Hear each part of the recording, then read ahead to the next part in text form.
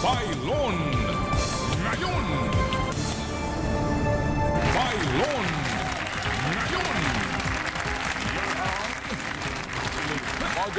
Magandang gabi, mga kapamilya. Sadya daw talagang maraming kabalintunaan sa mundong ibabaw. May mga anak ng mayaman na ibinibigay na po ang lahat, ngunit ayaw pa rin po mag-aral. Habang ang ibang anak ng mga naghihikahos ay gustong-gustong mag-aral sa gitna ng lahat ng pagkukulang sa kanilang paaralan. Naway magsilbing inspirasyon ang report na ito sa mga batang mag-aaral, sa mga teachers at sa mga magulang. Ito'y isa pang Bailon Ngayon.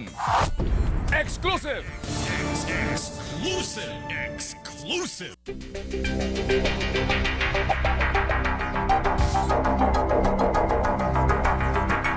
Kulang ang mga classroom. Siksikan ang mga estudyante. Wala pang sapat na libro. Ganito ang karaniwang sitwasyon sa mga public schools sa kalunsuran. Mainit! Mainit! Kung sila ay nagrereklamo na, paano pa kaya kung ganito ang eskwelahang pinapasukan nila? Sa loob ng 5 buwan kada taon, mula Hunyo hanggang Oktubre, tinitiis ng mga estudyante sa San Esteban Elementary School sa Macabebe, Pampanga at sa Mercado Elementary School sa Hagonoy, Bulacan ang baha sa loob mismo ng mga classrooms. Dito ho, lumalabas para siyang special na eskwelahan kasi ang inyong schedule special din.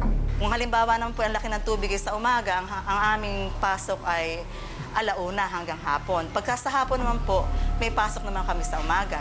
Every other week ang occurrence ng high tide. So kung hindi na namin sila papapasukin, paano na sila mag-aaral? So alis yung 205 days nila sa isang taon, magiging 100 days na lang kasi yung pagpasok nila.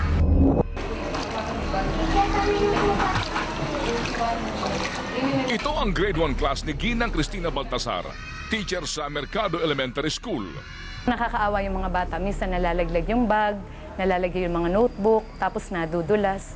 Pero imbis na magreklamo at magmukmok, ang mga estudyante rito, porsigido pa ring matuto. Matutuwa ka sa mga batang ito. Gustong-gusto nilang nag-aaral. Isa yun sa inspirasyon ko, kaya pinagpapatuloy ko yung pagtuturong ito dahil sa mga batang ito. Yun yung nakikita natin na sitwasyon, nagpipilit pa rin silang pumasok. Konsensya mo lang pag hindi ka magtuturo ng maayos.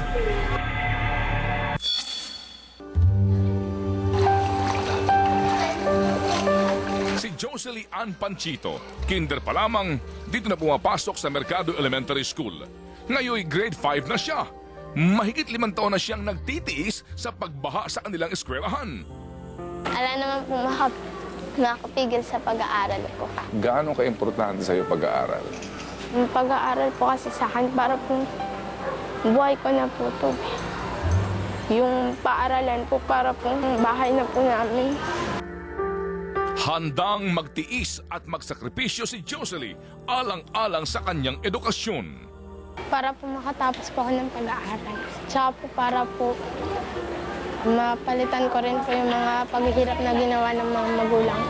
Gusto ko makatapos yun. Para siya man lang maibay buhay niya. Hindi na ako maibigay na sa kanya. Ang gandang buhay. Si Teacher Leonora Sangkapa, 5 taong nagtuturo sa San Esteban Elementary School sa Pampanga. Napakahirap magturo bilang isang guro kapag ganyan ang sitwasyon ng paaralan. Kasi unang-una, hindi ka makapag-concentrate. Si Teacher Alvin naman, simula ng estudyante pa lamang siya hanggang sa ngayon teacher na siya, naranasan na ang pagbaha doon. Dati po noon, pag nagkaka-high tide, minsan 1 hour, 2 hours lang po. After that, magsasubside na po yung high tide. But ngayon, nag-stay po siya minsan 4 hours, minsan half day. Minsan yung ibang estudyante po, tinatamad silang pumasok. Nahihirapan po sila sa pagpunta sa school. Pero kung ang iba'y tinatamad pumasok kapag baha, ang 11 taong gulang na si Alan Ver Ingreso, isang honor student, hindi uma-absent kahit pa hanggang tuhod na ang tubig. Mahirap maglakad sa tubig. Lalo na po kung malalim. Kahit Sa bahag po sa ano ko, dinadaanan ko, okay lang po sa akin. Basta po lang makapag-aral ako ng mabuti. Kahanga-hanga ang mga estudyante sa Hagonay, Bulacan at Makabebe, Pampanga.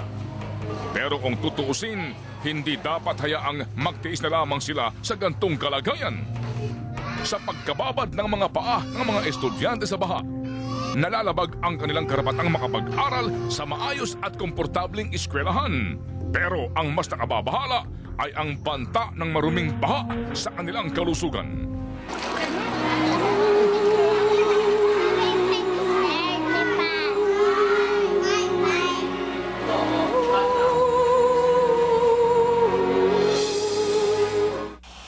Sa pagbabalik ng Phylon ngayon, mga mag-aaral sa binabahang eskwelahan kinakapitan na ng napakaraming sakit sa balat.